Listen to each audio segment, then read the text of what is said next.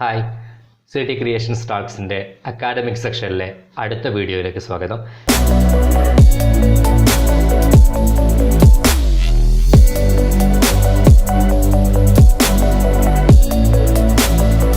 ഇന്നത്തെ വീഡിയോയിൽ നമ്മൾ ചെയ്യുന്നത് 9ാം ക്ലാസ് കെമിസ്ട്രിയിലെ ആദ്യത്തെ ചാപ്റ്ററാണ്. 10ാം ക്ലാസ്സിലെ ക്ലാസ്സുകൾ കണ്ട് മിക്കവാറും ആളുകൾ 9ാം ക്ലാസ്സിലെ ആളുകൾ ആവശ്യപ്പെട്ടതാണ് 9ാം ക്ലാസ്സിലെ കെമിസ്ട്രി കൂടി ചെയ്തൂടെ എന്നുള്ളത്. അപ്പോൾ 9ാം ക്ലാസ്സിലെ കെമിസ്ട്രി കൂടി ചെയ്യാൻ വേണ്ടിയിട്ടുള്ളൊരു ശ്രമമാണ് നമ്മളിവിടെ നടത്തുന്നത്. അപ്പോൾ തുടർച്ചയായിട്ടുള്ള ക്ലാസ്സുകളെല്ലാം ഇനി അപ്ലോഡ് ചെയ്യാൻ ശ്രമിക്കുന്നതായിരിക്കും. അപ്പോൾ അതൊക്കെ ലഭിക്കുന്നതിന് വേണ്ടിയിട്ട് നിങ്ങൾ ആദ്യം ചാനൽ സബ്സ്ക്രൈബ് ചെയ്യുകയും തൊട്ടടുത്ത ബെല്ലൈക്കൺ എനേബിൾ ചെയ്ത് വെക്കുകയും ചെയ്യുക. നമ്മുടെ ക്ലാസ്സുകളെല്ലാം നോട്ടിഫിക്കേഷനായിട്ട് നിങ്ങളുടെ മൊബൈലിൽ എത്തുന്നതായിരിക്കും.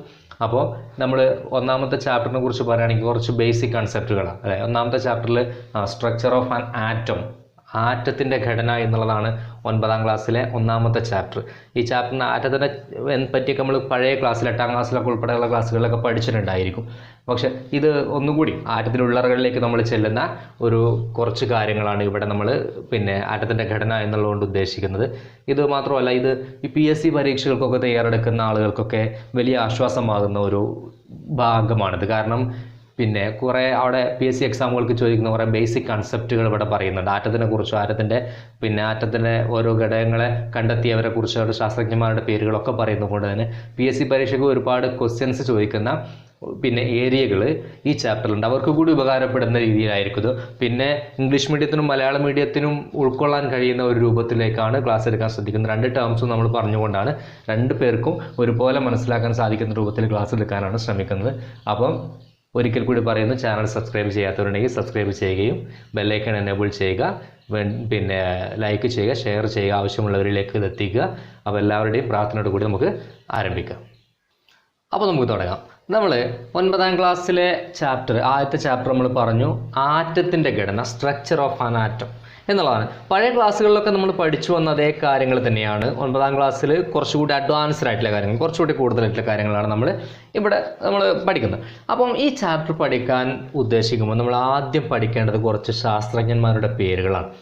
ശാസ്ത്രജ്ഞന്മാരുടെ പേരുകൾ മാത്രമല്ല, അവർ ഈ ആറ്റത്തിൻ്റെ ഘടനയിലേക്ക്, ആറ്റത്തിൻ്റെ ഘടന നമ്മൾ കണക്കാക്കപ്പെടുന്ന ആ കൺസെപ്റ്റിലേക്ക്, ആ സങ്കല്പനത്തിലേക്ക് ആറ്റത്തെ എത്തിച്ച കുറേ ശാസ്ത്രജ്ഞന്മാരുണ്ട്. അവരുടെ സയൻറ്റിസ്റ്റുകളുടെ പേരുകളും അവരുടെ കോൺട്രിബ്യൂഷൻ, അവരുടെ ഇതിലേക്കുള്ള വിഹിതം എന്താണ് എന്നുള്ളതാണ് നമ്മൾ ആദ്യമായിട്ട് പഠിക്കുന്നത്. അതിലേറ്റവും പ്രധാനപ്പെട്ടതാണ് ജോൺ ഡാൾട്ടൺ. നിങ്ങൾ കേട്ടിരിക്കും ജോൺ ഡാൾട്ടൺ എന്നുള്ള പേര് അല്ലേ. ജോൺ ഡാൾട്ടൺ എന്ന് പറഞ്ഞാൽ അറ്റോമിക സിദ്ധാന്തത്തിൻ്റെ ഉപജ്ഞാതാവ് എന്നാണ് പറയുക അല്ലേ. ആറ്റോമിക് തിയറി അതിൻ്റെ ഉപജ്ഞാതാവാണ് ജോൺ ഡാൾട്ടൺ എന്ന് പറയുന്ന ആൾ. എന്താ ഇദ്ദേഹം പറഞ്ഞത്? ആറ്റത്തെക്കുറിച്ച് ആദ്യമായിട്ടൊരു കൺസെപ്റ്റ്, ഒരു സങ്കല്പനം അവതരിപ്പിച്ച ആളായിരുന്നു ജോൺ ഡാൾട്ടൺ എന്ന് പറയുന്നത്. അദ്ദേഹം അറ്റോമിക് തിയറി, അദ്ദേഹത്തിൻ്റെ 1807 അദ്ദേഹത്തിൻ്റെ അറ്റോമിക് തിയറി അവതരിപ്പിക്കുന്നത്. ഈ അറ്റോമിക് തിയറി പ്രകാരം അദ്ദേഹം പറയുന്നു, അതായത് ഈ പ്രപഞ്ചത്തിലുള്ള സകലവിധ കാര്യങ്ങളും നിർമ്മിച്ചിരിക്കുന്നത് ആറ്റംസ് എന്ന് വിളിക്കുന്ന അതിസൂക്ഷ്മ കണികകൾ കൊണ്ടാണ് എന്നുള്ളതാണ് അദ്ദേഹം ആദ്യമായി ഇറക്കിയ പ്രസ്താവന അല്ലേ. ആറ്റംസ് എന്ന് പറയുന്ന അതിസൂക്ഷ്മ കണികകൾ കൊണ്ടാണ് എല്ലാ വസ്തുക്കളും നിർമ്മിച്ചിരിക്കുന്നത് എന്നുള്ളതാണ് ജോൺ ഡാൾട്ടൻ്റെ അറ്റോമിക് തിയറിയിൽ ഏറ്റവും ബേസിക് ആയിട്ടുള്ള കൺസെപ്റ്റ് എന്ന് പറയുന്നത്. ഇനി അവിടെ നിന്നും അദ്ദേഹം ഒരുപാട് കൺസെപ്റ്റുകളിലേക്ക് പോകുന്നുണ്ട്. ഇത് ഏറ്റവും ശ്രദ്ധിക്കപ്പെടേണ്ട ഒരു കാര്യം, ഈ കൺസെപ്റ്റുകളൊന്നും തന്നെ വ്യക്തമായ പരീക്ഷണങ്ങളുടെയോ നിരീക്ഷണങ്ങളുടെയോ അടിസ്ഥാനത്തിലായിരുന്നില്ല. അദ്ദേഹത്തിൻ്റെ യുക്തിചിന്തയ്ക്ക് അടിസ്ഥാനപ്പെടുത്തിയിട്ടാണ് അദ്ദേഹം ഓരോ കാര്യങ്ങൾ അവതരിപ്പിച്ചത്. അല്ലാതെ പരീക്ഷണം നടത്തിയിട്ട് അതിലൂടെ ഉരുത്തിരിഞ്ഞു വന്ന നിഗമനങ്ങളല്ല. മറിച്ച് അദ്ദേഹത്തിൻ്റെതായിട്ടുള്ള യുക്തിചിന്തകളിലൂടെ മാത്രം ചിന്തിച്ചുകൊണ്ട് ഇതായിരിക്കാം എന്നുള്ള ഒരു കൺസെപ്റ്റ് അവതരിപ്പിക്കുകയുണ്ടായത് ജോൺ ഡാൾട്ടൺ എന്ന് പറയുന്ന അദ്ദേഹത്തിൻ്റെ അറ്റോമിക് തിയറി അത് ബേസ് ചെയ്തിട്ടാണ്. അപ്പോൾ ഈ ജോൺ ഡാൾട്ടൺ പറഞ്ഞ ഒരുപാട് കാര്യങ്ങളുണ്ട്. ആറ്റംസ് എന്ന് പറഞ്ഞാൽ ഏറ്റവും അതിസൂക്ഷ്മ കണികകളാണ് എന്ന് പറഞ്ഞാൽ, ഈ ആറ്റം എന്നുള്ള പേരുണ്ടായിരിക്കുന്ന അറ്റമോസ് എന്ന് പറയുന്ന ഒരു വേർഡിൽ നിന്നാണ് ആറ്റം എന്നുള്ള ഒരു പേരുണ്ടായിട്ടുള്ളത്. നമ്മൾ മുമ്പ് പഠിച്ചിട്ടുണ്ടെന്നാണ് എനിക്ക് തോന്നുന്നത്. അറ്റമോസ് എന്ന് പറഞ്ഞു കഴിഞ്ഞാൽ ഇൻഡിവിസിബിൾ എന്നാണ്, വിഭജിക്കാൻ കഴിയാത്തത് എന്നാണ് ആറ്റമോസ് എന്ന് പറഞ്ഞ പദത്തിൻ്റെ അർത്ഥം. ഈ ആറ്റമോസ് എന്ന പദത്തിൽ നിന്നാണ് ആറ്റം എന്നുള്ള വേർഡ് ഉണ്ടായിട്ടുള്ളത്. അപ്പോൾ അദ്ദേഹം പറഞ്ഞ ഒരു കാര്യം അതാണ് പറഞ്ഞാൽ, ഏറ്റവും ചെറിയ എല്ലാ പദാർത്ഥങ്ങളും നിർമ്മിച്ചിരിക്കുന്ന ഏറ്റവും ചെറിയ കണികയാണ് സ്മോൾ പാർട്ടിക്കിൾ അല്ലേ. ഏറ്റവും ചെറിയ കണികയാണ് എന്ത് ആറ്റം എന്ന് പറയുന്നത്. All particles are made by atom. Atoms എന്ന് പറഞ്ഞാൽ എന്താ? സ്മോളസ്റ്റ് പാർട്ടിക്കിൾസ് ആണ്, ഏറ്റവും ചെറിയ പാർട്ടിക്കിൾസിനാണ് ആറ്റംസ് എന്ന് പറയുന്നത്. ഇതാണ് ആദ്യത്തെ കൺസെപ്റ്റ്. പിന്നെ പറഞ്ഞു ഈ ആറ്റംസ് ഇൻഡിവിസിബിൾ, ഇതിനെ വിഭജിക്കാൻ കഴിയില്ല, ആറ്റത്തെ വിഭജിക്കാൻ കഴിയില്ല. ആറ്റം എന്ന് പറയുന്നത് ഏറ്റവും ചെറുതാണ്, അതിനെ വീണ്ടും വിഭജിക്കാൻ കഴിയില്ല എന്നുള്ളത് ആര് പറഞ്ഞു? ജോൺ ഡാൾട്ടൺ പറഞ്ഞ മറ്റൊരു കൺസെപ്റ്റാണ് ഈ ഒരു സംഗതി. പിന്നെ അദ്ദേഹം പറഞ്ഞ ഒരു കാര്യം എന്ന് പറഞ്ഞു കഴിഞ്ഞാൽ ഒരുപാട് എലമെൻറ്റ്സ്, ഒരുപാട് മൂലകങ്ങൾ നമുക്കറിയാം അല്ലേ, ഒരുപാട് മൂലകങ്ങൾ നമ്മൾ പഠിച്ചിട്ടുണ്ട്, പല തരത്തിലുള്ള മൂലകങ്ങൾ. അദ്ദേഹം ഈ കൺസെപ്റ്റുമായിട്ട് വരുന്ന സമയത്ത് തന്നെ ഒരുപാട് മൂലകങ്ങളുണ്ട്. അപ്പോൾ ഇങ്ങനെ ഒരേ മൂലകത്തിൻ്റെ ആറ്റങ്ങളെല്ലാം ഒരേപോലെയുള്ളതായിരിക്കും. ഫോർ എക്സാമ്പിൾ നമ്മളിപ്പം ഹൈഡ്രജൻ എന്ന് പറയുന്ന ഒരു മൂലകം, ഒരു എലമെൻ്റാണ്. ഹൈഡ്രജൻ്റെ ആറ്റങ്ങൾ എന്ന് പറയുന്ന എല്ലാ നമ്മൾ എവിടെ ഹൈഡ്രജൻ എടുത്തു കഴിഞ്ഞാലും അവിടെയൊക്കെയുള്ള ഹൈഡ്രജൻ്റെ ആറ്റങ്ങൾ എന്തായിരിക്കും? ഒരേപോലെയായിരിക്കും. അതായത് എല്ലാ ഹൈഡ്രജൻ ആറ്റങ്ങളും ഒരുപോലെ ആയിരിക്കും അല്ലേ? എന്നാൽ വ്യത്യസ്ത മൂലകങ്ങളുടെ ആറ്റങ്ങൾക്ക് വ്യത്യസ്ത സ്വഭാവമായിരിക്കും. ഇപ്പോൾ ഹൈഡ്രജൻ കഴിഞ്ഞു, ഇപ്പോൾ ഹീലിയം, ഹൈഡ്രജൻ്റെയും ഹീലിയം ആറ്റങ്ങൾ ഒരുപോലെയാണോ? അല്ല. ഹൈഡ്രജനും ഹീലിയം വ്യത്യസ്ത മൂലകങ്ങളാണ്, ഡിഫറെൻ്റ് എലമെൻറ്റ്സ് ആണ്. അതുകൊണ്ട് അവയുടെ ആറ്റങ്ങൾക്ക് വ്യത്യാസം ഉണ്ടാവും. അപ്പോൾ പറഞ്ഞു വരുന്നത് എന്താണ്? ഒരേ മൂലകങ്ങളുടെ ആറ്റങ്ങൾക്ക് ഒരേ ഗുണവും ഒരേ സ്വഭാവവുമാണ്, വ്യത്യസ്ത മൂലകങ്ങളുടെ ആറ്റങ്ങൾക്ക് വ്യത്യസ്ത സ്വഭാവമാണ്. അത് അദ്ദേഹത്തിൻ്റെ ഏറെക്കുറെ ശരിയായ കൺസെപ്റ്റാണ്. അത് അന്നേ അദ്ദേഹം പരീക്ഷണങ്ങളുടെ അടിസ്ഥാനത്തിൽ അല്ലെങ്കിൽ കൂടി ആ പറഞ്ഞ കൺസെപ്റ്റ് അതേപോലെ തന്നെയാണ് ഇപ്പോഴും നിലനിന്ന് പോകുന്നത്. അത് പെട്ടെന്ന് ചിന്തിക്കാൻ പറ്റുന്ന കാര്യം. പക്ഷേ അദ്ദേഹത്തിൻ്റെ മറ്റു പല കാര്യങ്ങളും പെട്ടെന്ന് അവഗണിക്കപ്പെട്ടു, അതായത് ശരിയല്ല എന്നുള്ളതുകൊണ്ട് അവഗണിക്കപ്പെട്ടു. പക്ഷെ എന്നാലും ഒരു 100 വർഷത്തോളം കാലം ഇദ്ദേഹത്തിൻ്റെ ഈ തിയറിക്ക് ഒരു കോട്ടം പറ്റാതെ ഇരുന്നു എന്നുള്ളതാണ്. കാരണം മറ്റുള്ള വലിയ പരീക്ഷണങ്ങളൊന്നും നടക്കാത്തത് കൊണ്ട് ഇദ്ദേഹത്തിൻ്റെ തിയറി ഏറെക്കുറെ ആളുകളൊക്കെ അംഗീകരിച്ചു കൊണ്ടുപോയി എന്നുള്ളതാണ് ആ തിയറിയുടെ, ആ കൺസെപ്റ്റിൻ്റെ ഒരു പ്രത്യേകത. അവിടെ നിന്നിട്ടാണ് പിന്നെ അവിടെ നിന്ന് ഇങ്ങോട്ടാണ് പിന്നെ ആറ്റത്തിനെ കുറിച്ച്, എന്താണ് ഈ കൺസെപ്റ്റിനെ കുറിച്ച് കൂടുതൽ ആളുകൾ പഠനം നടത്താൻ തുടങ്ങിയത്. അതിൽപ്പെട്ട ആളുകളായിരുന്നു ഏറ്റവും പ്രധാനമായിട്ട് നമ്മൾ പഠിക്കേണ്ട സയൻറ്റിസ്റ്റിൻ്റെ പേരുകൾ മാത്രമേ ഇവിടെ പറയുന്നുള്ളൂ. ഒരുപാട് സയൻറ്റിസ്റ്റുകൾ ടെക്സ്റ്റ് ബുക്കിൽ പറയുന്നുണ്ട്. നമുക്ക് ഇമ്പോർട്ടൻ്റ് ആയിട്ടുള്ള ആളുകൾ മാത്രമാണ്. Sir Humphry Davy, Michael Faraday എന്ന് പറയുന്ന 2 ശാസ്ത്രജ്ഞന്മാർ. സർ ഹംഫ്രി ഡേവിയെ പറ്റി പറയുകയാണെങ്കിൽ അദ്ദേഹം ഒരുപാട് കോമ്പൗണ്ട്സിനെ വിഭജിച്ചു, അതായത് ഒരുപാട് സംയുക്തങ്ങളെ വിഭജിച്ചുകൊണ്ട് അതിൽ നമുക്കിപ്പം ഒരുപാട് അവൈലബിൾ ആയിട്ടുള്ള ഒരുപാട് സംയുക്തങ്ങളുണ്ട്. നമ്മൾ ഇതിനെക്കുറിച്ചൊന്നും അറിയില്ല എങ്കിലും ഓൾറെഡി നമ്മുടെ പ്രകൃതിയിൽ ഒരുപാട് തരത്തിലുള്ള കോമ്പൗണ്ട്സ് ഉണ്ട്, സംയുക്തങ്ങളുണ്ട്. ആ സംയുക്തങ്ങളെയൊക്കെ വൈദ്യുതി ഉപയോഗിച്ചുകൊണ്ട് അവയൊക്കെ സെപ്പറേറ്റ് ചെയ്തു, വിഘടിച്ചുകൊണ്ട് അതിൽ നിന്നും അദ്ദേഹം കുറച്ച് മൂലകങ്ങൾ നമുക്ക് പരിചയപ്പെടുത്തുന്നു. അദ്ദേഹം പരിചയപ്പെടുത്തിയ മൂലകങ്ങൾക്ക് എക്സാമ്പിളാണ് potassium, sodium, calcium, magnesium, strontium, barium, boron. ഇതൊക്കെ സർ ഹംഫ്രി ഡേവി കണ്ടെത്തിയ മൂലകങ്ങളാണ്. അപ്പോൾ അദ്ദേഹം വലിയ കോൺട്രിബ്യൂഷൻ നൽകിയിട്ടുള്ള ആളാണ് ഈ ഫീൽഡിലേക്ക്. അപ്പോൾ അദ്ദേഹം പറഞ്ഞത് എന്താണെന്ന് ചോദിച്ചു കഴിഞ്ഞാൽ ഒരു ആറ്റത്തിനകത്ത്, ഒരു ആറ്റം എന്ന് പറയുന്നത് സ്മോളസ്റ്റ് പാർട്ടിക്കിൾ അല്ല, അതാണ് എന്നുള്ള ഡാൾട്ടൻ്റെ ആ കൺസെപ്റ്റിന് കടക്കലാണ് ആര് കത്തിവെച്ചത്? ഹംഫ്രി ഡേവി അടക്കമുള്ള ശാസ്ത്രജ്ഞർ കത്തിവെച്ചത്. കാരണം ആ ഒരു കൺസെപ്റ്റിൽ നിന്ന് മാറിയിട്ട് ആറ്റത്തിനകത്ത് മറ്റെന്തൊക്കെയോ ഉണ്ട് എന്നുള്ള ഒരു കൺസെപ്റ്റിലേക്കാണ് ഹംഫ്രി ഡേവിയുടെയും മൈക്കൽ ഫാരഡേയുടെയും പരീക്ഷണങ്ങൾ എത്തിയത്. മൈക്കൽ ഫാരഡേ എന്ന് പറഞ്ഞാൽ വൈദ്യുതിയുടെ പിതാവ്, നമുക്കറിയാം അല്ലേ, ഫാദർ ഓഫ് ഇലക്ട്രിസിറ്റി, വൈദ്യുതിയുടെ പിതാവ് എന്നറിയപ്പെടുന്ന ആളാണ് മൈക്കൽ ഫാരഡേ. അതാണ് വൈദ്യുത വിശ്ലേഷണം, അതായത് ഇലക്ട്രോളിസിസ് എന്ന് പറയുന്ന പ്രോസസ്സിങ്ങിലൂടെ അദ്ദേഹം ഈ ലിക്വിഡിലൂടെ പിന്നെ കറണ്ട് കടത്തിവിടുകയും അതിന് പോസിറ്റീവ് ചാർജും നെഗറ്റീവ് ചാർജും സെപ്പറേറ്റ് ചെയ്യപ്പെടുകയും ചെയ്ത ആളാണ് മൈക്കൽ ഫാരഡേ എന്ന് പറയുന്നത്. അദ്ദേഹം ഒരുപാട് കോൺട്രിബ്യൂഷൻ നൽകി. അപ്പോൾ ഇവരൊക്കെ എത്തിപ്പെട്ട ഒരു നിഗമനം എന്ന് പറഞ്ഞു കഴിഞ്ഞാൽ ജോൺ ഡാൾട്ടൻ്റെ ഈ കുറേ വാദങ്ങൾ തെറ്റായിരുന്നു എന്നുള്ള കാര്യങ്ങളിലേക്കാണ് എത്തുന്നത്. കാരണം ജോൺ ഡാൾട്ടൺ പറഞ്ഞ സ്മോളസ്റ്റ് പാർട്ടിക്കിളാണ് ആറ്റം, അതിൻ്റെ താഴേക്ക് പിന്നില്ല, ഇൻഡിവിസിബിൾ ആണ്, വിഭജിക്കാൻ കഴിയാത്തതാണ്. പക്ഷേ മറ്റുള്ളവർ രണ്ടുപേരും പറഞ്ഞു ഇത് വിഭജിക്കാൻ സാധിക്കുന്ന ഒരു തരത്തിലേക്കായിരുന്നു അവരുടെ പരീക്ഷണങ്ങൾ പോയിട്ടുള്ളത്. ഇനി ഏറ്റവും പ്രധാനപ്പെട്ട നമ്മൾ പഠിക്കുന്ന അടുത്ത പേരാണ് ജെ തോംസൺ എന്നുള്ളത്. ജെ തോംസൺ എന്നുള്ള പേര് കാരണം ജെ തോംസൺ ആണ് ആദ്യമായിട്ട് ആറ്റത്തിനകത്ത് മറ്റൊരു പാർട്ടിക്കിൾ ഉണ്ട് എന്നുള്ള കാര്യം അവതരിപ്പിച്ചത്. അദ്ദേഹം കണ്ടെത്തിയ പാർട്ടിക്കിളിൻ്റെ പേര് ഇലക്ട്രോൺ എന്നാണ്. ഇലക്ട്രോൺ എന്നാണ് ജെ തോംസൺ കണ്ടെത്തിയ പാർട്ടിക്കിളിൻ്റെ പേര്, ഇലക്ട്രോൺ. നമുക്കറിയാം ആറ്റത്തിനകത്ത് ഇപ്പോൾ ഇലക്ട്രോണിനെ കുറിച്ച് നമ്മൾ വിശദമായിട്ട് പഠിക്കുന്നുണ്ട്. എന്തുകൊണ്ടാണ് ഈ ജെ തോംസൺ ഇലക്ട്രോൺ എന്നുള്ള ഒരു കൺസെപ്റ്റിലേക്ക് എത്തിയത് എന്നുള്ള അതറിയാം. അതായത് നമുക്കിപ്പോൾ എല്ലാ സാധനങ്ങളും നിർമ്മിച്ചിരിക്കുന്ന ആറ്റംസ് കൊണ്ടാണ് എന്നുള്ള ജോൺ ഡാൾട്ടൺ ഓൾറെഡി പറഞ്ഞു വെച്ചു.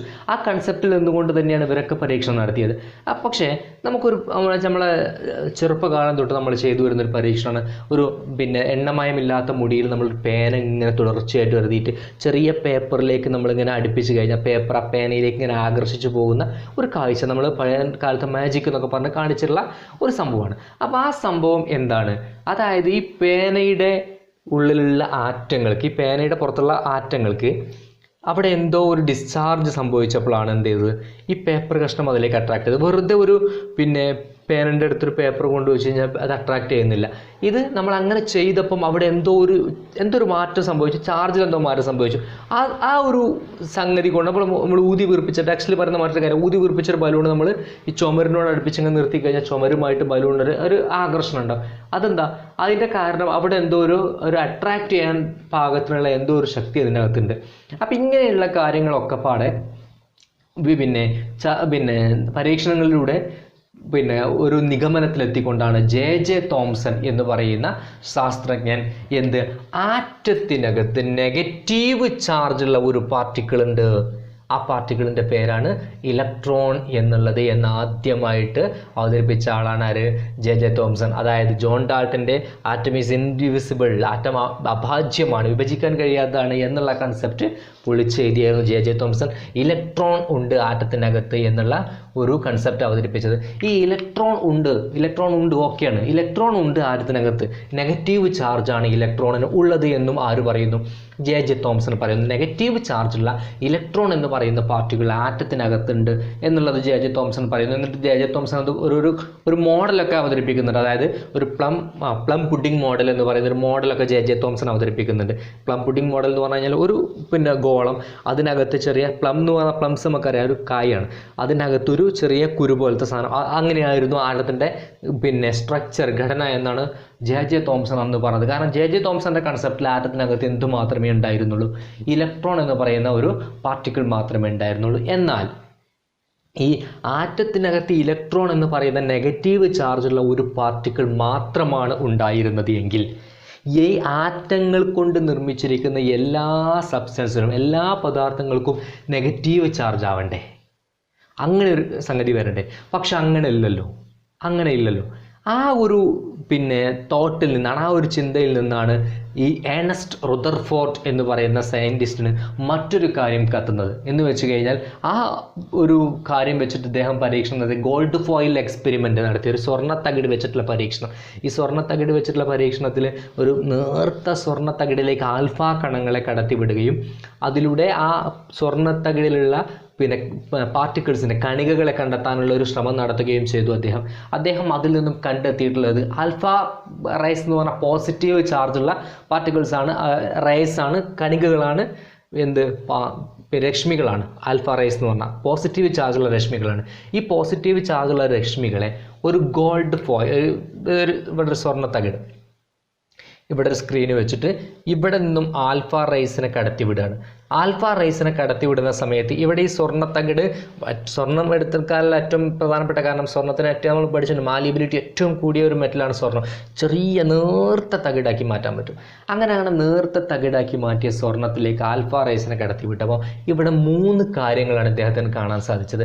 ഒന്ന്, ഈ കുറേ ആൽഫ റേസ് ഇതാ ഇങ്ങനെ ഈ ഗോൾഡ് ഫോയിൽ കടന്ന് ബാക്കിലുള്ള സ്ക്രീനിൽ കാണപ്പെട്ടു.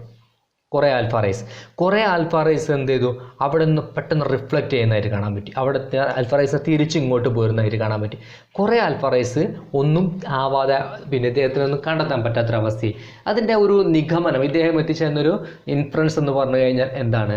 അതായത് ഈ ആൽഫ റേസിന് ഞാൻ പറഞ്ഞു പോസിറ്റീവ് ചാർജാണ് എന്നുള്ളത് അല്ലേ? ഈ ബാക്കിലെ സ്ക്രീനിൽ എത്തിയിരിക്കുന്ന ആൽഫ റേസ് എന്ന് പറഞ്ഞു കഴിഞ്ഞാൽ ഈ ആറ്റം എന്നുള്ള കൺസെപ്റ്റിൽ ഒരുപാട് ബ്ലാങ്ക് സ്പേസ് ഉണ്ട്, ഒരുപാട് ശൂന്യമായ സ്ഥലങ്ങളുണ്ട്. ആ ശൂന്യ സ്ഥലങ്ങളിലൂടെ കടന്നു പോയ റേസാണ് ഇതാ ബാക്കിലെ സ്ക്രീനിൽ കണ്ടെത്താൻ സാധിച്ചത്. എന്താ റിഫ്ലക്റ്റ് ചെയ്തത്?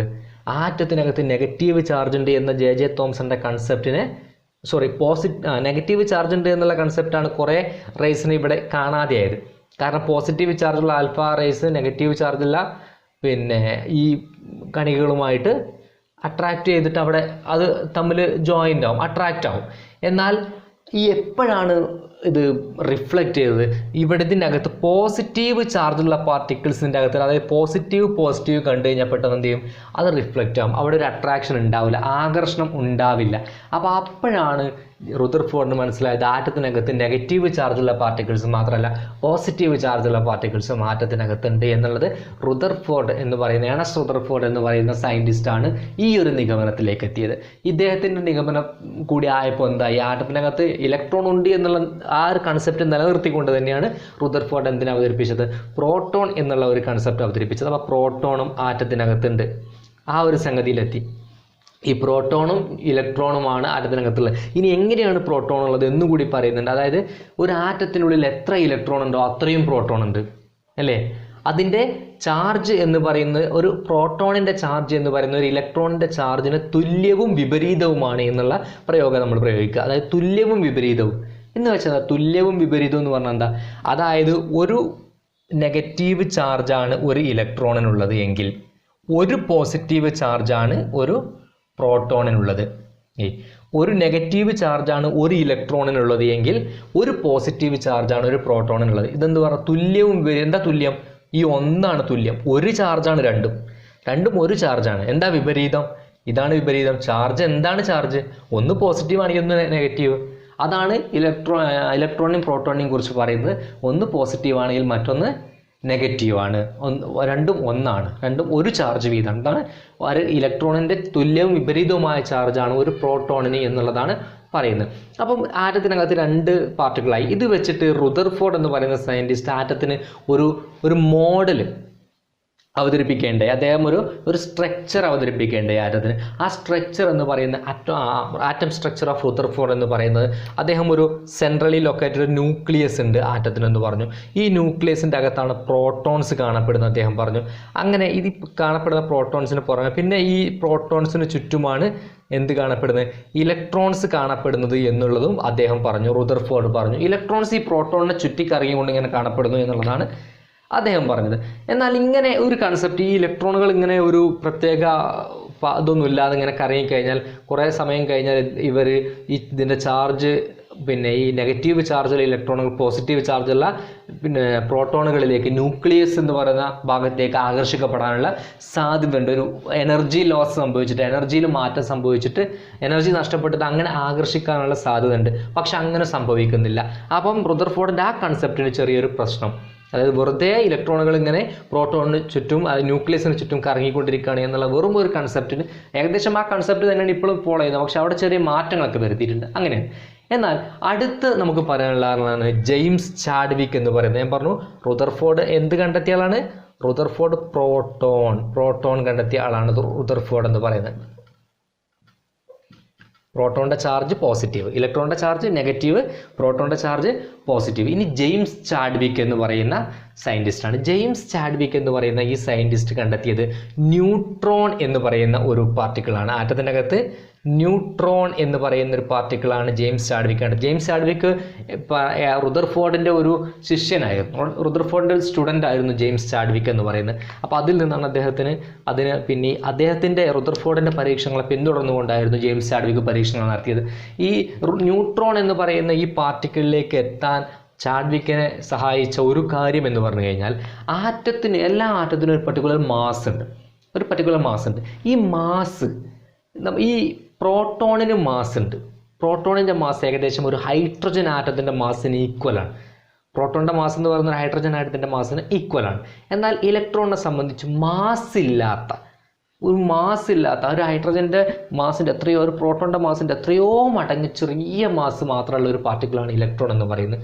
എന്നാൽ ഒരു ആറ്റത്തിനകത്ത് പ്രോട്ടോണും ഇലക്ട്രോണും മാത്രമാണ് ഉള്ളത് എങ്കിൽ, അതപ്പോൾ ഒരു എക്സാമ്പിൾ ഞാൻ പറഞ്ഞുതരാം. ഒരു ആറ്റത്തിനകത്ത് 10 പ്രോട്ടോൺ ഉണ്ടെങ്കിൽ ഒരു ആറ്റത്തിൻ്റെ അകത്ത് 10 ഇലക്ട്രോൺ ഉണ്ടായിരിക്കും. ഇതാണ് ഇപ്പോൾ നമ്മൾ എത്തിയ ഒരു കൺസെപ്റ്റ്. ഒരു ആറ്റത്തിൻ്റെ അകത്ത് എത്ര പ്രോട്ടോൺ ഉണ്ടോ അത്രയും ഇലക്ട്രോൺ ഉണ്ടായിരിക്കും എന്നുള്ളതാണ് നമ്മൾ എത്തിയ കൺസെപ്റ്റ്. അപ്പം ഈ ഒരു ആറ്റത്തിൻ്റെ വെയിറ്റ് എന്ന് പറയുന്നത് ഇതിൻ്റെ രണ്ടിൻ്റെയും കൂടി വെയിറ്റാണ്. പക്ഷേ ഈ ഇലക്ട്രോണിന് വെയിറ്റ് ഇല്ല എങ്കിൽ ഇവിടെ ഈ ആറ്റത്തിന് പ്രോട്ടോണിൻ്റെ മാത്രം വെയിറ്റേ ഉണ്ടാകാൻ പാടുള്ളൂ. ഇലക്ട്രോണിന് വെയിറ്റ് ഇല്ല എന്നുള്ളത് നമ്മൾ പറഞ്ഞു. അപ്പോൾ ഈ ആറ്റത്തിന് പ്രോട്ടോണിൻ്റെ മാത്രം വെയിറ്റ് ഉണ്ടാകാൻ പാടുള്ളൂ.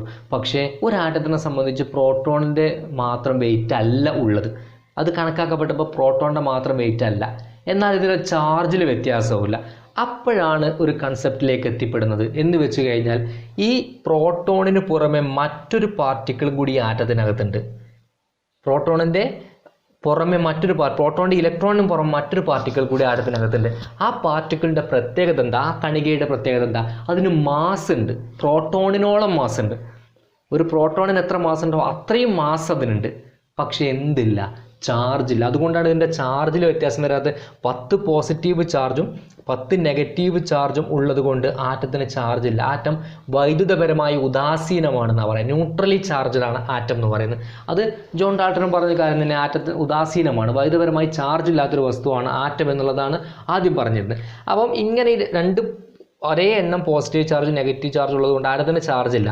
അതുകൊണ്ടാണ് ന്യൂട്രോൺ എന്നുള്ള കൺസെപ്റ്റിലേക്ക് എത്തിയത്. ന്യൂട്രോണിന് ചാർജ് ഇല്ലാത്തത് കൊണ്ട് ഈ ചാർജിനെ വ്യത്യാസപ്പെടുത്താൻ ന്യൂട്രോണിന് സാധിക്കുന്നില്ല. പക്ഷേ ഭാരം ന്യൂട്രോണിൻ്റെ. അപ്പം ന്യൂട്രോണിൻ്റെയും അതായത് പ്രോട്ടോണിൻ്റെയും ന്യൂട്രോണിൻ്റെയും കൂടെ ഭാരമാണ് ഒരു ആറ്റത്തിൻ്റെ ഭാരം എന്ന് പറയുന്നത്. ഒരു ആറ്റത്തിൻ്റെ ഭാരം എന്ന് പറയുന്നത് അതാണ്. അപ്പോൾ നമ്മളിപ്പോൾ ഈ ഒരുപാട് John Dalton, sir Humphry Davy, Michael Faraday, J Thomson, Ernest Rutherford, James Chadwick, ഇവരുടെയൊക്കെ കോൺട്രിബ്യൂഷൻ നമ്മൾ പറഞ്ഞു. ഇനി നമുക്ക് പറയാനുള്ളത് നീൽസ് ബോറിനെ കുറിച്ചാണ്. നീൽസ് ബോറിനെ കുറിച്ച് നമുക്ക് കുറച്ചും കൂടി കാര്യങ്ങൾ പറയാനുണ്ട്. ഓക്കെ, അപ്പോൾ നമ്മൾ പറഞ്ഞു വരുന്ന ആറ്റത്തിൻ്റെ സ്ട്രക്ചറിനെ കുറിച്ചാണ്. ആറ്റത്തിൻ്റെ സ്ട്രക്ചറിന് റുദർഫോർഡ് നൽകിയ കോൺട്രിബ്യൂഷൻ എന്ന് പറഞ്ഞാൽ നമുക്കറിയാം. റുദർഫോർഡ് പറഞ്ഞ ഒരു ഗാലക്സി മോഡൽ, സൗരയൂഥത്തിൻ്റെ മാതൃകയാണ് റുദർഫോർഡ് അവതരിപ്പിച്ചത്. റുദർഫോർഡ് അവതരിപ്പിച്ച മോഡലിൻ്റെ പ്രശ്നം എന്താണെന്ന് ചോദിച്ചു കഴിഞ്ഞാൽ സെൻട്രലി ലൊക്കേറ്റഡ് ന്യൂക്ലിയസ് ഉണ്ട്, നടുക്ക് ന്യൂക്ലിയസ് ഉണ്ട്. ന്യൂക്ലിയസിന് ചുറ്റും ഇലക്ട്രോണുകൾ ഇങ്ങനെ കറങ്ങാം. അപ്പോൾ ഈ ന്യൂക്ലിയസിന് ചുറ്റും ഇലക്ട്രോണുകൾ വെറുതെ ഇങ്ങനെ കറങ്ങിയാൽ അവയുടെ ഊർജ്ജം നഷ്ടപ്പെട്ടിട്ട് അവ എന്ത് ചെയ്യാൻ സാധ്യതയുണ്ട്? നെഗറ്റീവ് ചാർജിൽ ഇലക്ട്രോണുകൾ പോസിറ്റീവ് ചാർജുള്ള ന്യൂക്ലിയസിലേക്ക് അട്രാക്ട് ചെയ്യാൻ, ആകർഷിക്കപ്പെടാനുള്ള സാധ്യതയുണ്ട്. അവ തമ്മിൽ കൂട്ടിയിട്ടിട്ട് അവിടെ ആറ്റത്തിനൊരു പ്രശ്നം സംഭവിക്കാനുള്ള സാധ്യതയുണ്ട് എന്നുള്ളതാണ് നമ്മുടെ റുദർഫോർഡിൻ്റെ പ്രശ്നം മോഡലിനുള്ള ഒരു പ്രശ്നം എന്ന് പറയുന്നത്. അപ്പോൾ ഈ റുദർഫോർഡിൻ്റെ കൺസെപ്റ്റുകളെയും ചാഡ്വിക്കിൻ്റെ കൺസെപ്റ്റുകളെയും എല്ലാ കൺസെപ്റ്റുകളെയും കൂടി സംശീകരിച്ചുകൊണ്ട് ഈ ആറ്റത്തിന് ഏറ്റവും സ്വീകാര്യമായിട്ടുള്ള ഒരു സ്ട്രക്ചർ നിർദ്ദേശിച്ച ആളാണ് നീൽസ് ബോർ എന്ന് പറയുന്ന സയൻറ്റിസ്റ്റ്. നീൽസ് ബോർ, ഇദ്ദേഹത്തിൻ്റെ മോഡലിനെ Bohr model of an atom എന്നാണ് പറയുക. ആറ്റത്തിൻ്റെ ബോർ മാതൃക എന്നാണ് നീൽസ് ബോറിൻ്റെ മോഡലിനെ പറയുക. ഇദ്ദേഹത്തിൻ്റെ കൺസെപ്റ്റ് പ്രകാരം ആറ്റത്തിനൊരു സെൻട്രലി ലൊക്കേറ്റഡ് ന്യൂക്ലിയസ് ഉണ്ട്. ഈ ന്യൂക്ലിയസിനകത്താണ് എന്തുള്ളത്?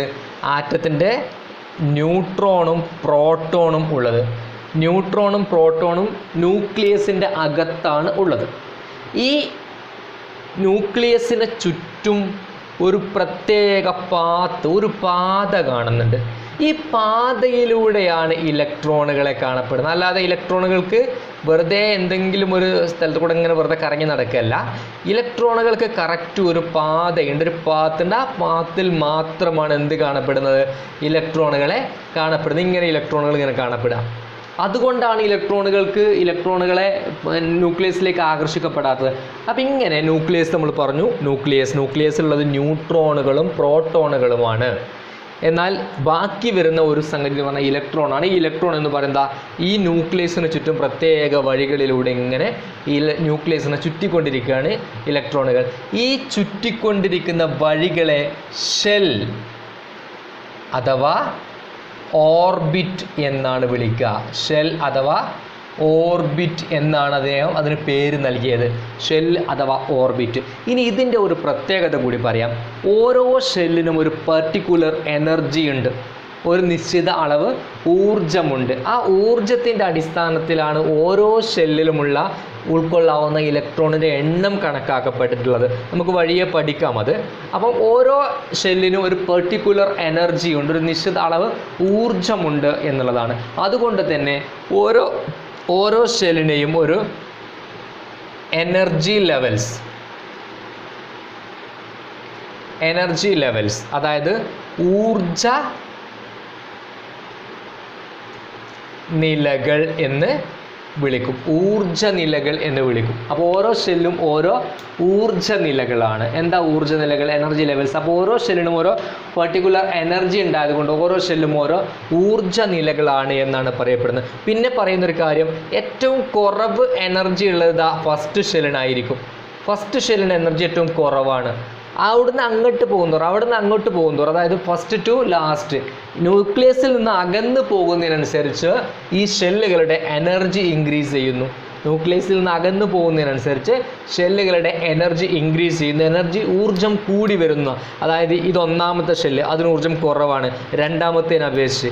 ഇത് മൂന്നാമത്തെ ഷെല്ലിന് രണ്ടാമത്തേനേക്കാൾ ഊർജ്ജം കൂടുതലാണ്. അപ്പം അങ്ങോട്ട് പോകും തോറും ഷെല്ലുകളുടെ ഊർജ്ജം കൂടി വരുന്നു എന്നുള്ളതാണ് ആ ഒരു കൺസെപ്റ്റ്. അതും കൂടിയാണ്. പിന്നെ ഈ ഷെല്ലുകൾക്ക് ഒരു പേര്, ഓരോ ഷെല്ലുകൾക്കും ഓരോ പേര് നൽകിയിട്ടുണ്ട്. ഷെല്ലുകൾ നമുക്ക് രണ്ട് രൂപത്തിൽ സൂചിപ്പിക്കാം. ഒന്നുകിൽ നമ്പർ 1, 2, 3, 4, 5 എന്ന നമ്പറുകൾ കൊണ്ടോ, അല്ലെങ്കിൽ KLMNOPQ അങ്ങനെ അക്ഷരങ്ങളെ കൊണ്ടോ ലെറ്റേഴ്സ് കൊണ്ടോ നമുക്ക് ഷെല്ലുകളെ സൂചിപ്പിക്കാം. അതായത് ആദ്യത്തെ ഷെല്ലിനെയാണ് ഒന്നാമത്തെ ഷെല്ല് K ഷെല്ല്, രണ്ടാമത്തെ ഷെല്ലാണ് L ഷെല്ല്, മൂന്നാമത്തെ shell M shell, 4 N shell, 5 O shell. അങ്ങനെ ഓരോ ഷെല്ലുകൾക്കും ഓരോ പേരുകൾ ഉണ്ട്. അപ്പോൾ ഇത്രയുമാണ് ബോർ മാതൃക. ആറ്റത്തിൻ്റെ ബോർ മാതൃകയിൽ നമുക്ക് പഠിക്കാനുള്ള കാര്യങ്ങൾ ഇത്രയൊക്കെയാണ്. ഇനി നമുക്ക് ഇതിൻ്റെ അടുത്ത ആറ്റത്തിനകത്തുള്ള കുറച്ച് കൺസെപ്റ്റിലേക്ക് നമുക്ക് പോകാം. ഓക്കെ, അപ്പോൾ ഇനി നമുക്ക് ഒരു ആറ്റത്തിൻ്റെ മാസ് നമ്പർ എന്താണ്, അറ്റോമിക് നമ്പർ എന്താണ് എന്നാണ് നമ്മൾ പറയാൻ പോകുന്നത്. നമ്മൾ പഠിച്ചു ആറ്റത്തിനകത്തുള്ള 3 പാർട്ടിക്കിൾസിൻ്റെ 3 കണികകളുടെ പേരുകൾ നമ്മൾ പഠിച്ചു. Proton, electron, neutron. ഇങ്ങനെ 3 കണികകളാണ് ആറ്റത്തിനകത്തുള്ളത്. ഇനി ഈ കണികകൾ എവിടെയൊക്കെയാണ് കാണപ്പെടുന്നത്? പ്രോട്ടോൺ എവിടെയാണ് കാണപ്പെടുന്നത്? പ്രോട്ടോൺ കാണപ്പെടുന്നത് ന്യൂക്ലിയസിലാണ്, നമുക്കറിയാം അല്ലേ. ന്യൂക്ലിയസിൻ്റെ അകത്താണ് പ്രോട്ടോൺ കാണപ്പെടുന്നത്. ഇലക്ട്രോൺ കാണപ്പെടുന്നത് ന്യൂക്ലിയസിന് ചുറ്റുമുള്ള ഷെല്ലുകളിൽ അല്ലെങ്കിൽ ഓർബിറ്റുകളിലാണ് എന്ത് കാണപ്പെടുന്നത്? ഇലക്ട്രോണുകൾ കാണപ്പെടുന്നത്. പിന്നെ ന്യൂട്രോൺ കാണപ്പെടുന്നതോ അതും എവിടെ തന്നെയാണ്? ന്യൂക്ലിയസിൽ തന്നെയാണ് ന്യൂട്രോണുകളും കാണപ്പെടുന്നത്. അപ്പോൾ നമുക്ക് ഏകദേശം ഒരു ധാരണ കിട്ടി, ആറ്റത്തിൻ്റെ സ്ട്രക്ചർ എങ്ങനെയായിരിക്കും എന്നുള്ള ധാരണ നമുക്ക് കിട്ടി. ഇനി ഈ സ്ട്രക്ചർ പഠിച്ചതിന് ശേഷം നമ്മൾ പഠിക്കുന്നത് മാസ് നമ്പർ, അറ്റോമിക് നമ്പർ എന്ന് പറയുന്ന സംഗതികളാണ്. എന്താണ് ഒരു ആറ്റത്തിൻ്റെ മാസ് നമ്പർ, എന്താണ് അറ്റോമിക് നമ്പർ? മാസ് എന്ന് പറഞ്ഞാൽ എന്താ? മാസ് എന്ന് പറഞ്ഞാൽ വെയിറ്റ് ആണ്, ഭാരമാണ് മാസ്. അപ്പോൾ മാസ് നമ്പർ ഒരാറ്റത്തിൻ്റെ ഭാരത്തെ സൂചിപ്പിക്കുന്ന നമ്പറാണ് മാസ് നമ്പർ എന്ന് പറഞ്ഞു കഴിഞ്ഞാൽ. ഒരാറ്റത്തിൻ്റെ ഭാരത്തെ സൂചിപ്പിക്കുന്ന നമ്പറാണ് മാസ് നമ്പർ എന്ന് പറഞ്ഞു കഴിഞ്ഞാൽ. ഇനി നിങ്ങൾ ശ്രദ്ധിക്കേണ്ട കാര്യം, ഒരു ആറ്റത്തിനകത്ത് ഈ 3 പാർട്ടിക്കിൾസ് ഉണ്ട്. 3 പാർട്ടിക്കിൾസ് ഉണ്ട്. ഈ 3 പാർട്ടിക്കിൾസിൽ നമ്മൾ നേരത്തെ പറഞ്ഞു ഇലക്ട്രോൺ എന്ന് പറയുന്ന പാർട്ടിക്കിൾസ് വെയിറ്റ് ഇല്ലാത്ത പാർട്ടിക്കിൾസ് ആണ്, ഭാരമില്ലാത്ത മാസ് ഇല്ലാത്ത പാർട്ടിക്കിൾസ് ആണ്. അപ്പോൾ മാസ്സുള്ള 2 പാർട്ടിക്കിൾസ് ഏതാ? പ്രോട്ടോണും ന്യൂട്രോണും അല്ലേ. പ്രോട്ടോണും ന്യൂട്രോണുമാണ് മാസ് ഉള്ള 2 പാർട്ടിക്കിൾസ്. ഇത് രണ്ടുമാണ് മാസ് ഉള്ള 2 പാർട്ടിക്കിൾസ്. അപ്പോൾ ആ പാർട്ടിക്കിൾസിൻ്റെ മൊത്തം എണ്ണമായിരിക്കും ഒരു ആറ്റത്തിൻ്റെ ഭാരം. അതിലേക്ക് ഇലക്ട്രോണുകൾ കൂട്ടേണ്ടതില്ലല്ലോ, കാരണം ഇലക്ട്രോണുകൾക്ക് മാസ് ഇല്ലെങ്കിൽ പിന്നെ അതിലേക്ക് ഇലക്ട്രോണുകൾ കൂട്ടേണ്ടതില്ല. അപ്പം ഒരു ആറ്റത്തിൻ്റെ അറ്റോമിക് മാസ് അല്ലെങ്കിൽ മാസ് നമ്പർ എന്ന് പറഞ്ഞു കഴിഞ്ഞാൽ എന്താണ്? ഈ അറ്റോമിക് മാസിനെ തന്നെയാണ് എന്ത് പറയുക? മാസ് നമ്പർ എന്നും പറയുന്നത് കേട്ടോ. അറ്റോമിക് മാസ് സമം എന്തായിരിക്കും? Number of protons plus number of neutrons. Number of protons plus number of neutrons. ഒരു ആറ്റത്തിനകത്തെ പ്രോട്ടോണുകളുടെയും ന്യൂട്രോണുകളുടെയും ആകെ എണ്ണമായിരിക്കും ഒരു ആറ്റത്തിൻ്റെ മാസ് നമ്പർ എന്ന് പറഞ്ഞു കഴിഞ്ഞാൽ. അപ്പോൾ അത് അങ്ങനെ ഒരു കാര്യം. പിന്നെ നമ്മൾ ഓൾറെഡി പഠിച്ചൊരു കാര്യമുണ്ട്, പ്രോട്ടോണിൻ്റെയും ഇലക്ട്രോണിൻ്റെയും എണ്ണം ഈക്വൽ ആയിരിക്കും. പ്രോട്ടോണിൻ്റെയും ഇലക്ട്രോണിൻ്റെയും എണ്ണം തുല്യമായിരിക്കും. പ്രോട്ടോണിന് പോസിറ്റീവ് ചാർജും ഇലക്ട്രോണിന് നെഗറ്റീവ് ചാർജും ആയിരിക്കും. അവ രണ്ടിൻ്റെയും എണ്ണം തുല്യമായിരിക്കും. അതുകൊണ്ടാണ് പോസിറ്റീവ് ചാർജും നെഗറ്റീവ് ചാർജും ഒരേ അളവിൽ ആറ്റത്തിനകത്ത് ഉണ്ടായതുകൊണ്ടാണ് ആറ്റം വൈദ്യുതപരമായി ഉദാസീനമാണ്, ഇലക്ട്രിക്കലി ന്യൂട്രലാണ് എന്ന് പറയാനുള്ള കാരണം അതാണ്. അപ്പോൾ നമുക്ക് പറയാം, അപ്പോൾ ആറ്റോമിക് മാസ് അല്ലെങ്കിൽ മാസ് നമ്പർ എന്ന് പറഞ്ഞു കഴിഞ്ഞാൽ എന്താ? Number of protons plus number of neutrons. പ്രോട്ടോണുകളുടെ എണ്ണം പ്ലസ് ന്യൂട്രോണുകളുടെ എണ്ണം, അതാണ് ഒരു ആറ്റത്തിൻ്റെ മാസ് എന്ന് പറയുന്നത്, മാസ് നമ്പർ എന്ന് പറയുന്നത്. ഇനി അറ്റോമിക് നമ്പർ എന്ന് പറഞ്ഞാൽ എന്താ? ഒരു അറ്റോമിക് നമ്പർ എന്ന് പറഞ്ഞാൽ ഒരു ആറ്റത്തിൻ്റെ ഐഡൻറ്റിറ്റിയാണ്. ഒരാറ്റത്തെ തിരിച്ചറിയാനുള്ള മാർഗമാണ് ഒരു അറ്റോമിക് നമ്പർ എന്ന് പറഞ്ഞു കഴിഞ്ഞാൽ. ഈ അറ്റോമിക് നമ്പർ എന്ന് പറഞ്ഞു കഴിഞ്ഞാൽ ഒരു ആറ്റത്തിൻ്റെ അകത്തുള്ള പ്രോട്ടോണുകളുടെയോ ഈ ഇലക്ട്രോണുകളുടെയും എണ്ണം അങ്ങനെ പറയാം. കാരണം പ്രോട്ടോണുകളുടെ എണ്ണം ഇലക്ട്രോണുകളുടെ എണ്ണം തുല്യമാണ്. പക്ഷെ ആധികാരികമായിട്ട് അറ്റോമിക് നമ്പർ എന്താണ് എന്ന് ചോദിച്ചാൽ അത് ആറ്റത്തിൻ്റെ അകത്തെ പ്രോട്ടോണുകളുടെ എണ്ണം എന്നാണ് പറയുക. ആറ്റത്തിനകത്തെ പ്രോട്ടോണുകളുടെ എണ്ണം എന്നാണ് പറയുക. ആറ്റത്തിൻ്റെ അകത്തെ പ്രോട്ടോണുകളുടെ എണ്ണം എന്ന് പറയാനൊരു കാരണമുണ്ട്. നമ്മൾ വഴിയെ പഠിക്കും. ഇതിലുള്ള ഇലക്ട്രോണുകളുടെ എണ്ണത്തിൽ രാസപ്രവർത്തനത്തിൽ സംഭവിക്കുമ്പോൾ വ്യത്യാസമൊക്കെ വരാം. പക്ഷെ ന്യൂക്ലിയസിൻ്റെ അകത്ത് സ്ഥിതി ചെയ്യുന്ന പ്രോട്ടോണുകളുടെ എണ്ണം എപ്പോഴും ഒരു ആറ്റത്തിൻ്റെ സ്വന്തമായിരിക്കും. അതാർക്കും കൊണ്ടുപോകാനോ അവിടെ ആർക്കും പുതിയ കൊണ്ട് നിക്ഷേപിക്കാനോ ഒന്നും കഴിയില്ല. പക്ഷേ ഇലക്ട്രോണുകളുടെ എണ്ണം അങ്ങനെയല്ല, നമ്മൾ പഠിക്കുന്നുണ്ട്. അപ്പം അതാണ് പിന്നെ പ്രോട്ടോണുകളുടെ എണ്ണത്തിൻ്റെ പ്രത്യേകത. അപ്പോൾ ഒരു പ്രോട്ടോണിൻ്റെ എണ്ണമാണ് ആറ്റത്തിൻ്റെ ഐഡൻറ്റിറ്റി. ഒരു പ്രോട്ടോണിൻ്റെ എണ്ണമാണ് ആറ്റത്തിൻ്റെ സ്വഭാവം നിർണ്ണയിക്കുന്നത്. അതായത് ഒരു ഹൈഡ്രജൻ്റെ ആറ്റം അല്ലെങ്കിൽ ഒരു ഹീലിയത്തിൻ്റെ ആറ്റം, ഒരു നൈട്രജൻ്റെ ആറ്റം എന്നൊക്കെ നമ്മൾ പറയുന്നുണ്ട്. അപ്പോൾ ആ ആറ്റങ്ങളുടെ അകത്തൊക്കെ എന്തുണ്ട്? ആ ആറ്റത്തിൻ്റെ ഒക്കെ ന്യൂക്ലിയസിൽ അവർക്ക് അർഹതപ്പെട്ട എണ്ണം പ്രോട്ടോണുകളുണ്ട്. അപ്പോൾ ആ പ്രോട്ടോണിൻ്റെ എണ്ണത്തിനെയാണ് നമ്മൾ എന്ത് പറയുക? ഒരു ആറ്റത്തിൻ്റെ അറ്റോമിക് നമ്പർ എന്ന് പറയുന്നത്. ഈ മാസ്, അറ്റോമിക് മാസ് എന്ന് പറഞ്ഞ മാസ് നമ്പർ, ഈ മാസ് നമ്പർ എന്നുള്ളതിനെ മാസ് നമ്പറിനെ നമ്മൾ എ എന്ന അക്ഷരം കൊണ്ടും അറ്റോമിക് നമ്പറിനെ Z എന്ന അക്ഷരം കൊണ്ടുമാണ് സാധാരണ സൂചിപ്പിക്കാറുള്ളത്. മാസ് നമ്പറിനെ എ എന്ന അക്ഷരം കൊണ്ടും അറ്റോമിക് നമ്പറിനെ Z എന്ന അക്ഷരം കൊണ്ടുമാണ് സാധാരണഗതിയിൽ സൂചിപ്പിക്കാറുള്ളത്. ഇനി ഒരു ആറ്റത്തിൻ്റെ അറ്റോമിക് നമ്പറും മാസ് നമ്പറും ഒരു ആറ്റത്തിനെ സംബന്ധിച്ച് നമുക്ക് എഴുതാൻ സാധിക്കും. അതായത് ഒരു ആറ്റം ഏതാ? സോഡിയം ടെക്സ്റ്റിലും ഉദാഹരണമായിട്ടുള്ളത്. സോഡിയം എന്ന് പറയുന്ന ഒരു ആറ്റം, ഈ സോഡിയത്തിൻ്റെ മാസ് നമ്പർ അതിൻ്റെ ഈ ഭാഗത്തും അറ്റോമിക് നമ്പർ ഈ ഭാഗത്തുമായിട്ടാണ് എഴുതുക. മാസ് നമ്പർ മുകളിലായിട്ടും അറ്റോമിക് നമ്പർ താഴെയായിട്ടും ഇങ്ങനെയാണ് ഒരു മൂലകത്തിൻ്റെ പ്രതീകത്തിൻ്റെ കൂടെ അവയുടെ അറ്റോമിക് നമ്പറും മാസ് നമ്പറും കണക്കാക്കപ്പെടുന്നത്. ഇത് നമുക്ക് എ എന്ന അക്ഷരം കൊണ്ടും ഇത് നമുക്ക് Z എന്ന അക്ഷരം കൊണ്ടുമാണ് നമ്മൾ സൂചിപ്പിക്കുന്നത് എന്ന് നമ്മൾ പറഞ്ഞു. ഇങ്ങനെയാണ് സൂചിപ്പിക്കുക. അപ്പോൾ സോഡിയത്തിൻ്റെ മുകളിൽ 23ഉം താഴെ 11ഉമാണ്. മുകളിൽ 23 താഴെ 11, അതായത് മാസ് നമ്പർ 23ഉം അറ്റോമിക് നമ്പർ 11ഉമാണ് സോഡിയത്തിൻ്റെ. ഇനി ഈ കാര്യങ്ങളിൽ നിന്ന് നമുക്ക് മനസ്സിലാവുന്ന കുറച്ച് കാര്യങ്ങളുണ്ട്. എന്ന് വെച്ച് കഴിഞ്ഞാൽ ഒരു ആറ്റത്തിൻ്റെ അറ്റോമിക് നമ്പർ 11 എന്ന് പറഞ്ഞാൽ അതിലൂടെ നമുക്ക് മനസ്സിലാകുന്ന 2 കാര്യങ്ങളുണ്ട്. എന്തൊക്കെയാണത്? ഒരു ആറ്റത്തിൻ്റെ അറ്റോമിക് നമ്പർ 11. നമ്മൾ പറഞ്ഞു ആറ്റത്തിൻ്റെ അറ്റോമിക് നമ്പർ എന്ന് പറഞ്ഞാൽ എന്തിൻ്റെ എണ്ണമാണ്? പ്രോട്ടോണുകളുടെ എണ്ണമാണ്. അപ്പോൾ അറ്റോമിക് നമ്പർ എന്ന് പറഞ്ഞാൽ നമുക്ക് എന്തിൻ്റെ എണ്ണം കിട്ടുന്നു? പ്രോട്ടോണുകളുടെ എണ്ണം കിട്ടുന്നു. പിന്നെന്താ കിട്ടുന്നത്? അറ്റോമിക് നമ്പർ എന്ന് പറഞ്ഞാൽ പ്രോട്ടോണുകളുടെ എണ്ണമാണ്. പ്രോട്ടോണുകളുടെ എണ്ണം എന്തിൻ്റെ എണ്ണത്തിന് തുല്യമാണ്? ഇലക്ട്രോണുകളുടെ എണ്ണത്തിന് തുല്യമാണ്. അപ്പോൾ പ്രോട്ടോണുകളുടെ എണ്ണം ഇലക്ട്രോണുകളുടെ എണ്ണം ഒറ്റ കാരണം കൊണ്ട് നമുക്ക് കിട്ടി. എന്ത്? അറ്റോമിക് നമ്പർ എന്നുള്ള കാരണം കൊണ്ട് നമുക്ക് പ്രോട്ടോണുകൾ, ഒരു ആറ്റത്തിനകത്ത് എത്ര പ്രോട്ടോണുകൾ ഉണ്ടെന്നും എത്ര ഇലക്ട്രോണുകൾ ഉണ്ടെന്നും നമുക്ക് കണ്ടുപിടിക്കാൻ സാധിച്ചു. ഇനി ഒരു മാസ് നമ്പർ കിട്ടിയാലോ? ഒരാറ്റത്തിൻ്റെ മാസ് നമ്പർ കിട്ടിയാൽ നമുക്ക് എന്തൊക്കെ മനസ്സിലാക്കാൻ സാധിക്കും? ഒരാറ്റത്തിൻ്റെ മാസ് നമ്പർ കിട്ടിക്കഴിഞ്ഞാൽ നമുക്ക് തിരിച്ചറിയാൻ പറ്റും. അതായത് മാസ് നമ്പർ എന്ന് പറഞ്ഞാൽ എന്താ നമ്മൾ പറഞ്ഞു? എന്താ? Number of protons plus number of neutrons. ആ പ്രോട്ടോണുകളുടെ എണ്ണവും ന്യൂട്രോണുകളുടെ എണ്ണവുമാണ് അല്ലേ? ഒരു മാസ് നമ്പർ കിട്ടി. അറ്റോമിക് നമ്പർ എന്നാൽ നമുക്കറിയാം, മാസ് നമ്പറും അറിയാം. എങ്കിൽ നമുക്ക് ഒരാറ്റത്തിൻ്റെ അകത്ത് എത്ര പ്രോട്ടോൺ ഉണ്ടെന്നും എത്ര ന്യൂട്രോൺ ഉണ്ടെന്നും എത്ര ഇലക്ട്രോൺ ഉണ്ടെന്നും എല്ലാം പറയാൻ കഴിയും. ഒരു എക്സാമ്പിൾ ഞാൻ പറയാം. ഇവിടെ ഈ സോഡിയത്തിൻ്റെ മാസ് നമ്പർ എന്ന് പറയുന്നത് 23, അറ്റോമിക് നമ്പർ എന്ന് പറയുന്നത് 11. ഇത് രണ്ടും അറിഞ്ഞു കഴിഞ്ഞാൽ നമുക്ക് ആറ്റത്തിൽ എത്ര കണികകളുണ്ടെന്ന് പറയാം. എങ്ങനെ പറയാം? അറ്റോമിക് നമ്പർ 11 എന്ന് പറഞ്ഞാൽ ഇത് തന്നെയാണ് പ്രോട്ടോണുകളുടെയും ഇലക്ട്രോണുകളുടെയും എണ്ണം അല്ലേ? അറ്റോമിക് നമ്പർ 11 എന്ന് പറഞ്ഞാൽ അത് തന്നെയാണ് പ്രോട്ടോണുകളുടെ ഇലക്ട്രോണുകളുടെ എണ്ണം. അപ്പോൾ നമുക്ക് അത് രണ്ടും കിട്ടി. ഇനി നമുക്ക് ന്യൂട്രോണുകളുടെ എണ്ണം മാത്രം കിട്ടിയാൽ മതി. അപ്പോൾ ന്യൂട്രോണുകളുടെ എണ്ണം നമ്മൾ എങ്ങനെയാണ് കാണുക? ന്യൂട്രോണുകളുടെ എണ്ണം ന്യൂട്രോണും പ്രോട്ടോണും കൂട്ടുമ്പോഴാണ് അറ്റോമിക് മാസ് കിട്ടുന്നത്. ശ്രദ്ധിക്കണേ, ന്യൂട്രോണിൻ്റെ എണ്ണം പ്രോട്ടോണിൻ്റെ എണ്ണം കൂട്ടുമ്പോഴാണ് അറ്റോമിക് മാസ് കിട്ടുന്നത്. അപ്പോൾ അതായത് ഇവൻ്റെ അറ്റോമിക് മാസ് നമുക്ക് ഇവിടെ ഓൾറെഡി കിട്ടി. എത്ര? 23. ഇത് എന്താണ്? 23 സമയം എന്താണ്? പ്രോട്ടോണുകളുടെ എണ്ണം പ്ലസ് ന്യൂട്രോണുകളുടെ എണ്ണം. പ്രോട്ടോണുകളുടെ എണ്ണം നമുക്കറിയാം 11 പ്ലസ് n. അതാണ് ഇവിടെ 23 അല്ലേ?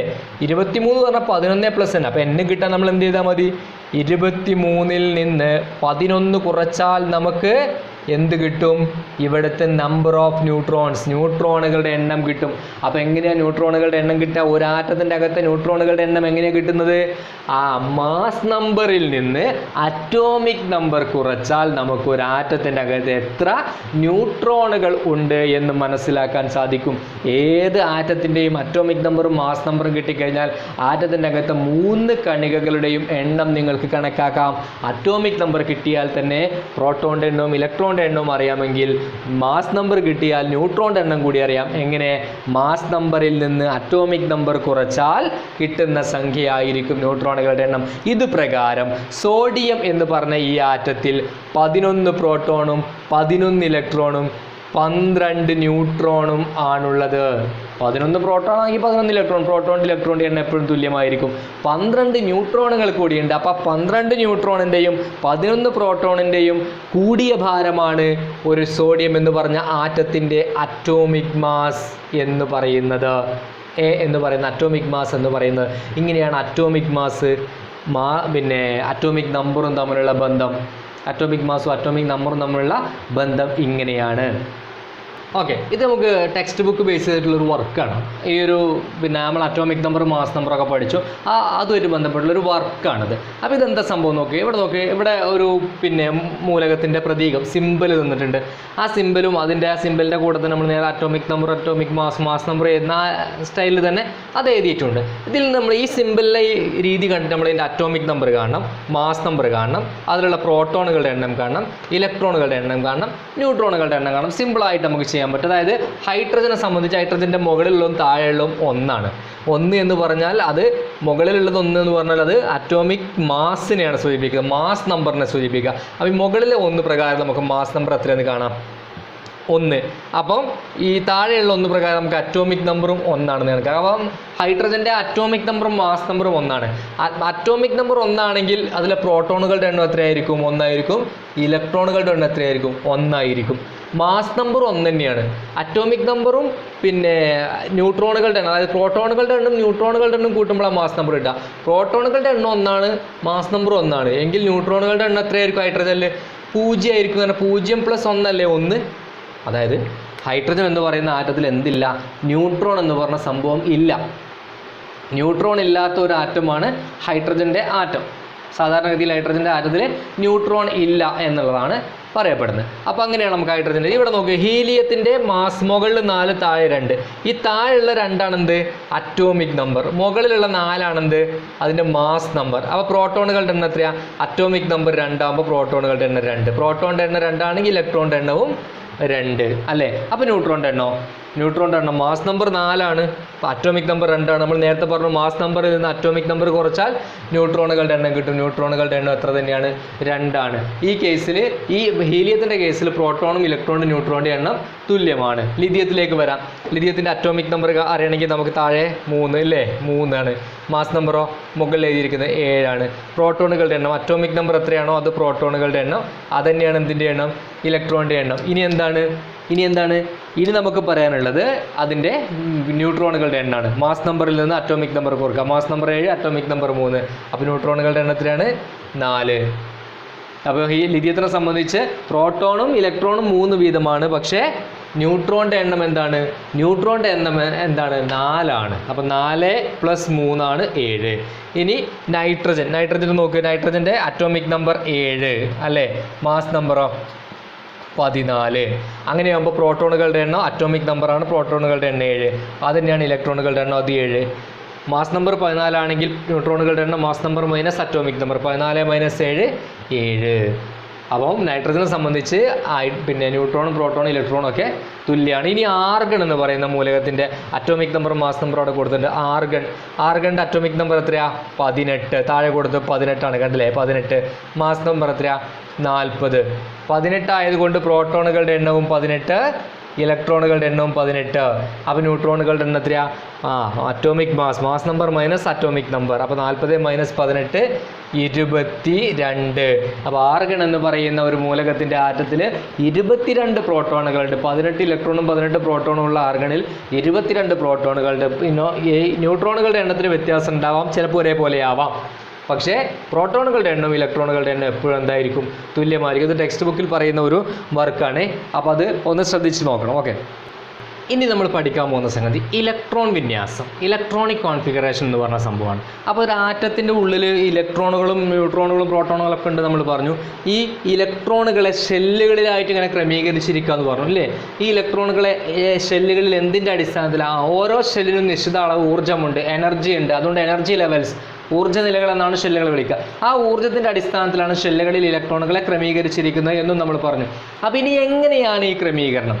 ഈ ഷെല്ലുകളിൽ ഇലക്ട്രോണുകൾ ഏത് അർത്ഥത്തിലാണ് ക്രമീകരിച്ചിരിക്കുന്നത്? ആ ക്രമീകരിച്ചിരിക്കുന്ന രീതിയാണ് നമ്മൾ എന്ത് പറയുന്നത്?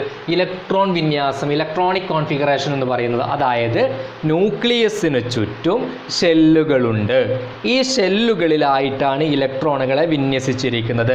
അങ്ങനെ ഓരോ ഷെല്ലിലും വിന്യസിച്ചിരിക്കുന്ന ഇലക്ട്രോണുകളുടെ എണ്ണത്തെ ഒരു ഓർഡറിൽ ഇങ്ങനെ എഴുതി പോകുന്നതാണ് ഇലക്ട്രോൺ വിന്യാസം എന്നുള്ളത് കൊണ്ട് ഉദ്ദേശിക്കുന്നത്. ടെക്സ്റ്റ് ബുക്കിൽ ഒരുപാട് 1 മുതൽ 18 വരെയുള്ള മൂലകങ്ങളുടെ ഇലക്ട്രോൺ വിന്യാസം കൊടുത്തിട്ടുണ്ട്. അത് നോക്കിയിട്ടാണ് ഇലക്ട്രോൺ വിന്യാസം എന്താണെന്നുള്ളൊരു കൺക്ലൂഷനിൽ എത്തുന്നത്. എന്നാൽ ഞാൻ എളുപ്പത്തിൽ നിങ്ങൾക്ക് പറഞ്ഞുതരാം. എന്താണ് ഇലക്ട്രോൺ വിന്യാസം എന്ന് ഞാൻ പറഞ്ഞു. ഒരു ന്യൂക്ലിയസ് ഉണ്ട്, ന്യൂക്ലിയസിന് ചുറ്റും ഷെല്ലുകളുണ്ട്. ഈ ഷെല്ലുകളിലെ ഇലക്ട്രോണുകളെ ക്രമീകരിച്ചിരിക്കുന്ന രീതിയാണ് ഇലക്ട്രോൺ വിന്യാസം. എങ്ങനെയാണ് നമ്മൾ ഇലക്ട്രോൺ വിന്യാസം ചെയ്താൽ? ഒന്നാമത്തെ ഷെല്ലിൽ എത്ര ഇലക്ട്രോൺ ഉണ്ട്, രണ്ടാമത്തെ ഷെല്ലിൽ എത്ര ഇലക്ട്രോൺ ഉണ്ട്, 3-ൽ എത്ര, 4-ൽ എത്ര, അങ്ങനെ നേരെ അങ്ങനെ കോമട്ട് എഴുതി പോകുന്നതിനാണ് നമ്മൾ എന്ത് വിളിക്കുക? ഇലക്ട്രോൺ വിന്യാസം എന്ന് വിളിക്കുക. ഇപ്പോൾ ഈ ഹൈഡ്രജനെ സംബന്ധിച്ചിടത്തോളം ഹൈഡ്രജൻ്റെ അറ്റോമിക് നമ്പർ എന്ന് പറയുന്നത് 1 ഹൈഡ്രജൻ്റെ അറ്റോമിക് നമ്പർ 1 എന്ന് വെച്ചാൽ ഹൈഡ്രജൻ എന്ന് പറയുന്ന ആറ്റത്തിൽ ഉള്ള ഇലക്ട്രോണുകളുടെ എണ്ണം എത്രയാണ്? 1. അറ്റോമിക് നമ്പർ 1 എന്ന് പറഞ്ഞാൽ പ്രോട്ടോണിൻ്റെയും ഇലക്ട്രോണിൻ്റെയും എണ്ണമാണ് ഹൈഡ്രജൻ 1 അറ്റോമിക് നമ്പർ. അപ്പോൾ അറ്റോമിക് നമ്പർ 1 എന്ന് പറഞ്ഞതിൻ്റെ അർത്ഥം എന്താ? അതിലുള്ള ഇലക്ട്രോണിൻ്റെ എണ്ണം 1. ആ ഇലക്ട്രോൺ എവിടെ കാണപ്പെടുന്നത്? ഒന്നാമത്തെ ഷെല്ലിലാണ് ആ ഒരു ഇലക്ട്രോൺ കാണപ്പെടുന്നത്. ഒന്നാമത്തെ ഷെല്ലിനെ നമ്മൾ എന്തെന്ന് വിളിക്കുക? K shell. അപ്പോൾ കെ ഷെല്ലിലാണ് ഹൈഡ്രജൻ്റെ ആ ഒരു ഇലക്ട്രോൺ കാണപ്പെടുന്നത്. ഇനി ഹീലിയത്തിൻ്റെ അറ്റോമിക് നമ്പർ എത്രയാണ്? 2 ഹീലിയത്തിൻ്റെ അറ്റോമിക് നമ്പർ. അതിനർത്ഥം ഹീലിയത്തിൽ എത്ര ഇലക്ട്രോൺ ഉണ്ടെന്നാണ്? 2 ഇലക്ട്രോൺ. അതെവിടെയാണ് കാണപ്പെടുന്നത്?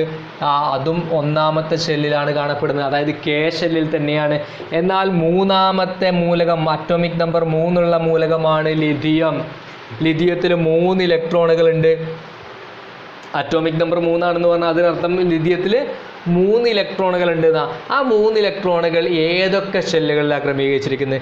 ആ 3 ഇലക്ട്രോണിൽ 2 ഒന്നാമത്തെ ഷെല്ലിൽ കെ ഷെല്ലിൽ, 1 രണ്ടാമത്തെ ഷെല്ലിൽ. ഇതാണ് രണ്ടാമത്തെ ഷെല്ല് L, M മൂന്നാമത്തത്, N നാലാമത്തത്, O അഞ്ചാമത്തത്. ഇങ്ങനെയാണ് ഷെല്ല്.